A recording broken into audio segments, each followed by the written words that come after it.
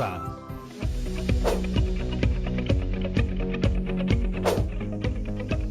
Hola amigas y amigos de tercero de secundaria.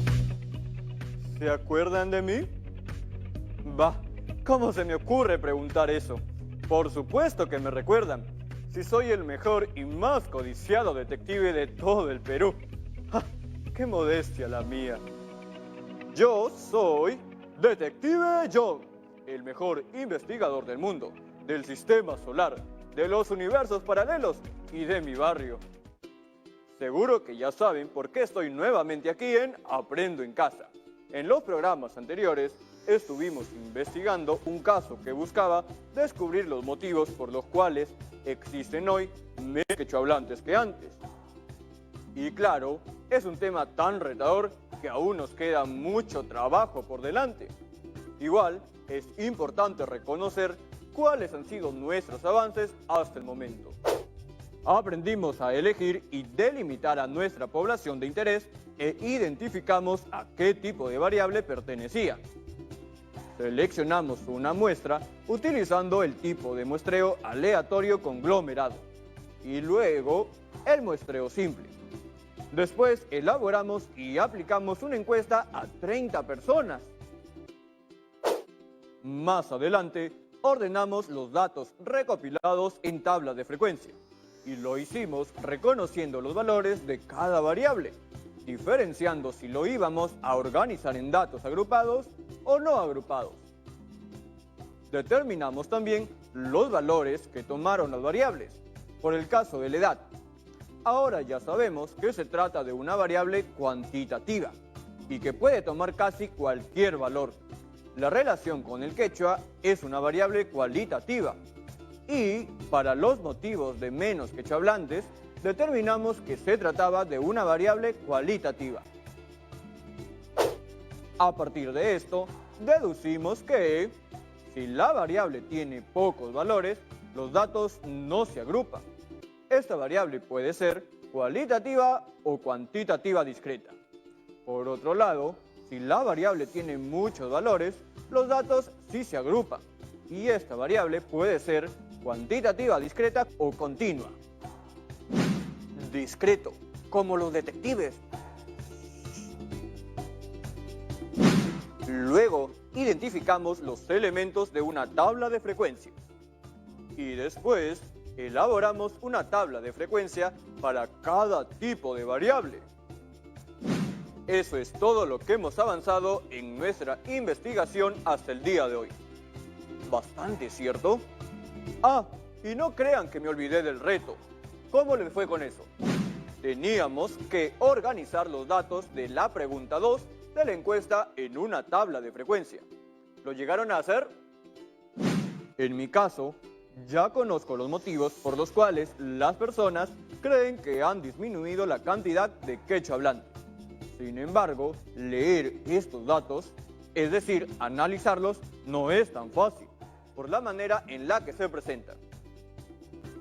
Por eso, el día de hoy, aprenderemos a representar las características de una población en estudio mediante variables cualitativas o cuantitativas, usando la organización de los datos estadísticos en una tabla de frecuencia y gráficos estadísticos para datos agrupados. Y para eso, voy a llamar a una colega, una detective con una magnífica habilidad para la matemática, específicamente en estadística.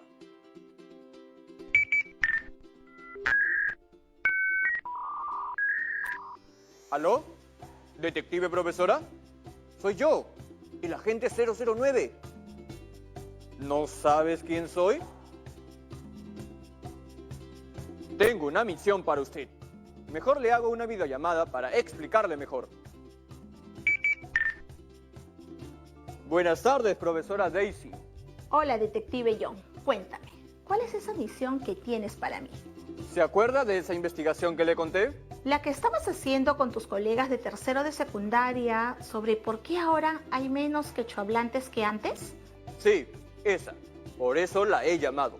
Queremos representar las características de una población en estudio mediante variables cualitativas o cuantitativas, usando la organización de los datos estadísticos en una tabla de frecuencia y gráficos estadísticos para datos agrupados. Entiendo.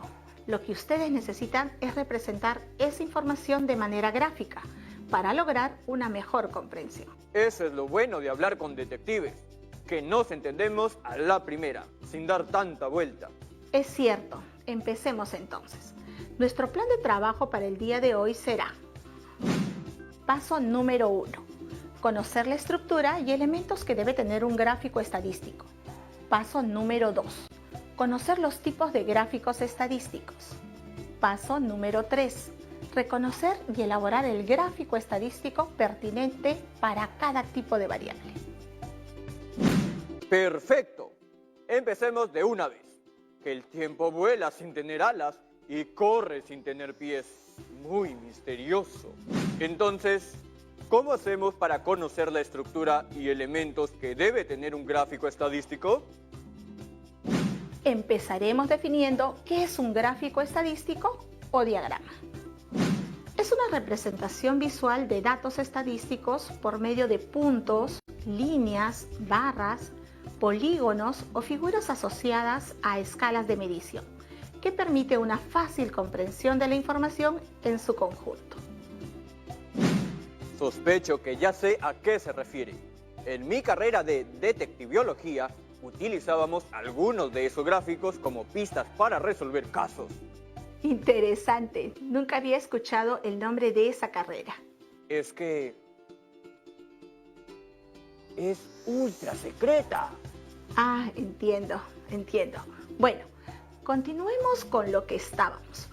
De acuerdo al Instituto Nacional de Estadística e Informática, los gráficos estadísticos deben tener la siguiente estructura y elementos: código o número, título, cuerpo del gráfico y el pie del gráfico. Código, título, cuerpo del gráfico y el pie del gráfico. Elemental, mi querida profesora Daisy. El código o número de gráfico es el elemento numérico que permite identificar al gráfico estadístico. Si se presenta más de un gráfico en un capítulo, cada uno debe incluir el número del capítulo seguido de un punto y el número del gráfico correspondiente. Entiendo. Un código, como el que usamos nosotros los detectives. ¿Sí o no, 008? Algo así. La siguiente característica es el título, que es la inscripción que se coloca después del número de gráfico, con el propósito de dar a conocer las variables y sus características. El título expresará el contenido del gráfico en forma ordenada, clara y breve. Deberá describir ese contenido conceptual que presenta el gráfico, indicar la fecha o periodo de la referencia de la información y especificarlo, pero solo cuando sea necesario. Y por último, está el cuerpo del gráfico, que es la ilustración de los valores asociados a los datos y se presentan mediante los siguientes elementos. La figura es un conjunto de puntos, líneas, barras, polígonos o formas variadas, utilizadas en la representación de los datos estadísticos. La escala o eje de valores es la línea recta segmentada que representa la escala de medición a la que corresponden los datos estadísticos del gráfico. Otra parte del cuerpo de un gráfico es la leyenda. Leyenda. Interesante. Como yo. No entiendo, ¿tú eres una leyenda? Por supuesto. En el mundo detectivesco, yo soy una leyenda, una eminencia, todo un personaje.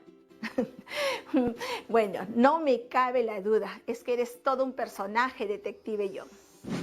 Estábamos en la leyenda, que en el mundo de la estadística es la descripción de la simbología utilizada y se representa con colores sombreados o tipos de línea, para así diferenciar los conceptos a los que se refieren los datos estadísticos. Muy bien, ya tenemos las tres partes del cuerpo de un gráfico: figura, escala, leyenda. Y por último está el pie del gráfico, que comprende las notas, llamadas y la fuente, Sirve para anotar las aclaraciones o señalamientos particulares y generales sobre la información. Ahora toca pasar al siguiente punto. Si mi memoria no me falla, nos toca conocer los tipos de gráficos estadísticos. Yo conozco algunos de esos gráficos. Son una herramienta muy eficaz al momento de investigar un caso. Tan eficaz como esta lupa que llevo siempre conmigo. Los gráficos estadísticos nos permiten captar la atención del lector, presentar la información de forma sencilla, clara y precisa, evitar inducir al error de interpretación y facilitar la comparación de datos, que permite destacar las tendencias y las diferencias. Son realmente útiles, pero dejaré que mi colega experta en estadística nos dé más información al respecto. Miren, aquí les muestro algunos datos recolectados en nuestra encuesta. Las respuestas son las mismas, pero están representadas de una manera diferente. ¿Cuál de ellas es más fácil de leer o analizar? ¿La alternativa 1 o la alternativa 2? Sin duda, la alternativa 2 es mucho más fácil de leer. A primera vista, sé que más personas optaron por la respuesta D.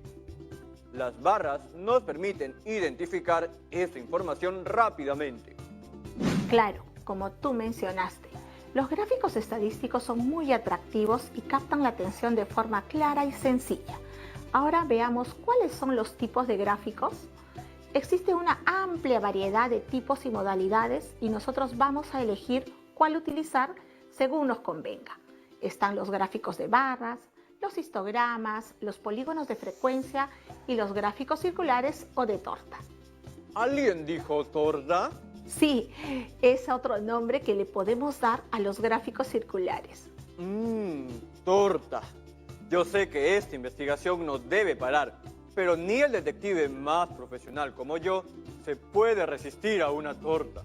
Mejor vayámonos a un corte comercial y cuando regresemos, la profesora Daisy nos explicará cómo son cada uno de esos gráficos.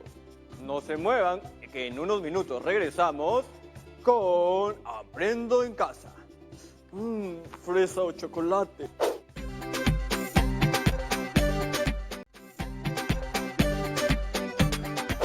Bienvenidas y bienvenidos de vuelta a Aprendo en Casa.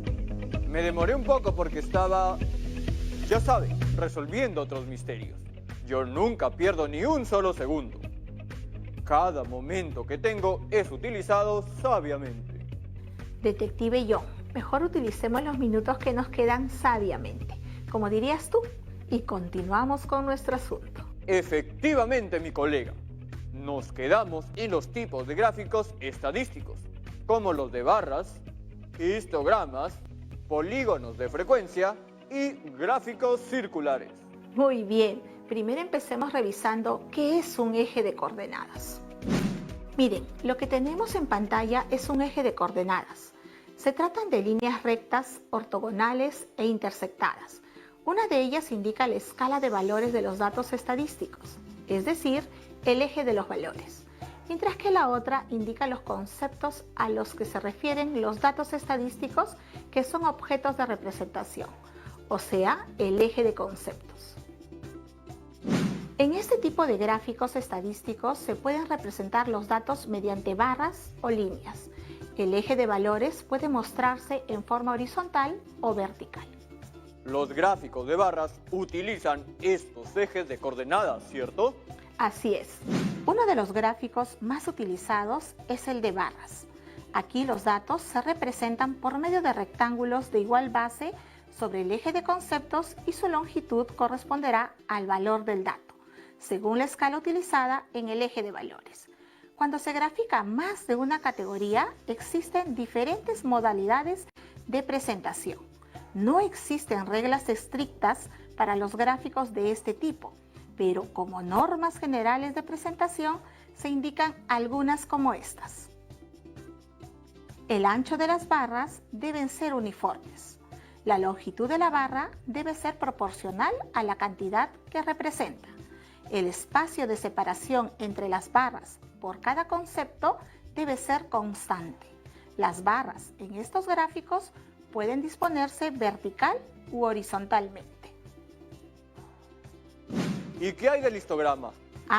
Este tipo de gráfico se utiliza para representar variables cuantitativas para datos agrupados. Consiste en una serie de columnas cuyo ancho y ubicación coinciden con los intervalos de clase de la distribución de frecuencias. Cada una de las barras rectangulares se representa por la marca de clase o por los extremos de cada intervalo de clase. Profesora Daisy, recuerde que estamos en un programa educativo. No es necesario hablar en difícil. No te preocupes, detective John. Pronto entenderás. Sigamos entonces con el polígono de frecuencias. Este tipo de gráfico se puede utilizar para analizar variables numéricas. El polígono de frecuencias es la línea quebrada que resulta de unir los puntos medios o marcas de clase de las caras opuestas a la base de cada barra rectangular. El origen y final de la línea poligonal están en el eje de las abscisas, para nuestro caso el eje de conceptos, con valor de frecuencia 0 para poder cerrar la curva. La marca de clase o punto medio de cada intervalo se calcula promediando los valores límite de cada intervalo y su fórmula es x sub i equivale a L sub i más L sub s sobre 2, donde x sub i es la marca de clase. L sub i es el límite inferior del intervalo y L sub s es el límite superior del intervalo. Entonces, esa línea poligonal es llamada polígono de frecuencias y si lo conservamos de manera independiente al histograma, tendríamos el siguiente resultado. Ahora entiendo por qué se llama polígono, porque se trata de una figura poligonal, en este caso de 9 lados. Podríamos utilizar este mismo gráfico para representar las edades de nuestros encuestados. Claro, hagámoslo ahorita. Entonces, estaríamos pasando al último punto de nuestro plan de trabajo: reconocer y elaborar el gráfico pertinente para cada tipo de variable. Bien, nos tocaría representar mediante un gráfico estadístico las edades de nuestros encuestados. Hasta el momento tenemos esta información en una tabla de frecuencias. Ahora debemos pasar estos datos a un histograma. Así es, detective John, y para construirlo debemos considerar el eje X, los valores de los extremos de cada intervalo de clase y sobre eso construir una barra rectangular, considerando el valor de la frecuencia absoluta para cada intervalo de clase. Ya veo, aquí el histograma de frecuencias absolutas muestra el número de casos que hay por intervalo de edad. Por ejemplo, en el intervalo de 19 a 28 años hay 4 casos. Esto es, personas que tienen 19 años o más, pero menos de 28 años. Y como la variable es numérica, entonces las columnas son contiguas. Exactamente, esa es la manera correcta de leer el gráfico. Ya que hicimos el histograma, podemos aprovechar en hacer el gráfico de polígono de frecuencias. Claro, lo primero que tenemos que hacer es calcular la marca de clase, ¿cierto? Sí, y usamos la fórmula que vimos hace un rato. La marca de clase para nuestro intervalo de clase 1, es decir, personas de 10 y menores de 19 años, sería 10 más 19 entre 2, lo que nos da un total de 14,5. Y el punto medio para nuestro intervalo de clase 2, o personas desde 19 y menores a 28 años, sería 19 más 28 entre 2, lo que equivale a 23,5. Exacto. Y hacemos lo mismo sucesivamente hasta llegar al último intervalo de clase.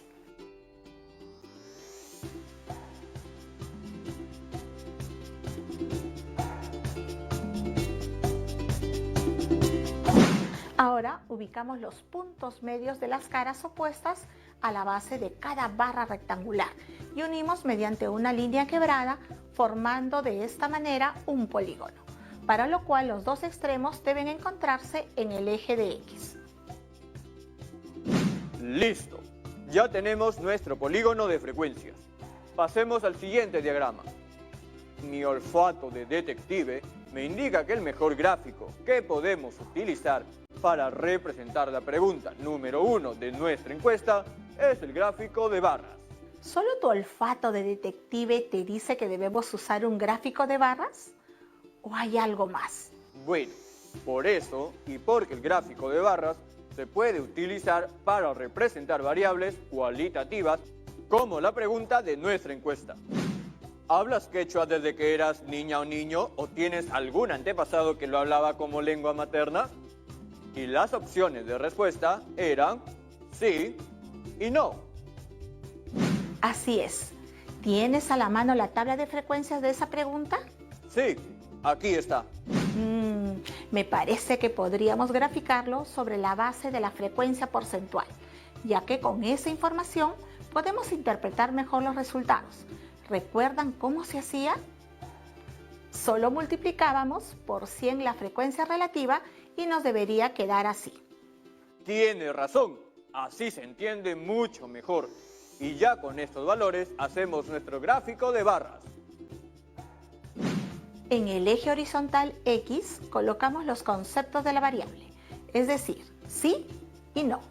En el eje vertical Y colocaremos la frecuencia porcentual, 73% para el sí y 27% para el no. Este tipo de gráfica es más rápido de hacer.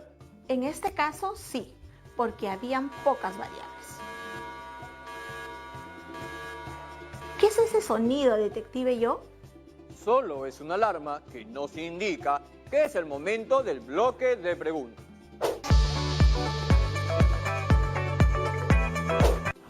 Hola, soy Jimena Alvites del Departamento de Lima. ¿De qué manera puedo representar gráficamente la pregunta que habla sobre los motivos de la disminución de quechohablantes? No puedo hacer un histograma o un polígono de frecuencias porque no tenemos los intervalos de frecuencia. Gracias por la pregunta. Veamos, en este caso podríamos también hacer un gráfico de barras, pero probemos con otro tipo, como el gráfico circular, que se suele usar con variables cualitativas. Detective yo, ¿tienes esta respuesta organizada en una tabla de frecuencias? Sí, profesora Daisy, aquí están. Para realizar un gráfico circular, lo primero que vamos a hacer será hallar unos datos adicionales, como la frecuencia relativa porcentual y el ángulo de cada sector circular. ¿Y cómo sacamos el ángulo de cada sector circular? Podemos calcular el sector circular dividiendo 360 grados, que es el ángulo de un círculo, entre la cantidad de la muestra. Para nuestro caso es 30 y finalmente multiplicamos por la frecuencia absoluta. También podemos calcularlo simplemente multiplicando 360 grados por la frecuencia relativa o dividiendo 360 grados entre 100% y multiplicando por la frecuencia porcentual.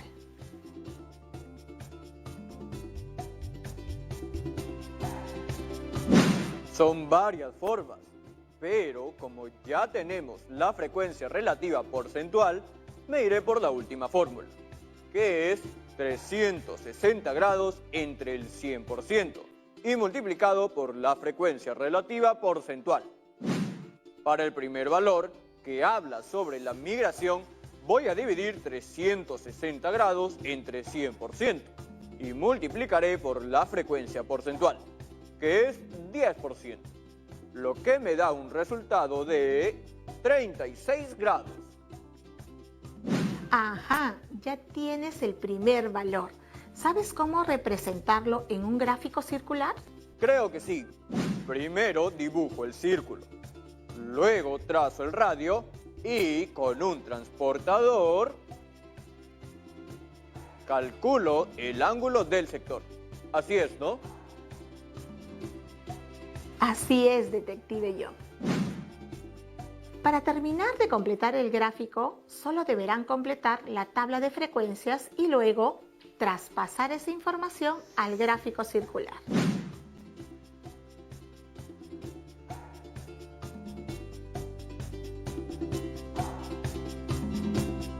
Me parece que me va bien con esto de la estadística. ¿Será que está en mis genes de detective? Probablemente, para un buen investigador como tú, la estadística es fundamental. Eso es cierto. Gracias, profesora Daisy, por habernos acompañado el día de hoy. Gracias a su ayuda hemos aprendido que existen diferentes gráficos estadísticos. Ahora sabemos también cómo elaborarlos y analizarlos. Y ahora el turno es de ustedes. Elaboren un gráfico circular para la pregunta 1 de la encuesta y luego compártanlo con las personas que participaron en este proyecto. Ahora sí, la pregunta 1 de la encuesta es: ¿hablas quechua desde que eras niña o niño o tienes algún antepasado que lo hablaba como lengua materna? Y las opciones de respuesta son sí y no. No olviden de registrar sus trabajos y guardarlos en sus portafolios. Bueno, chicas y chicos, esto ha sido todo por hoy en Aprendo en Casa. ¡Hasta la vista, colegas!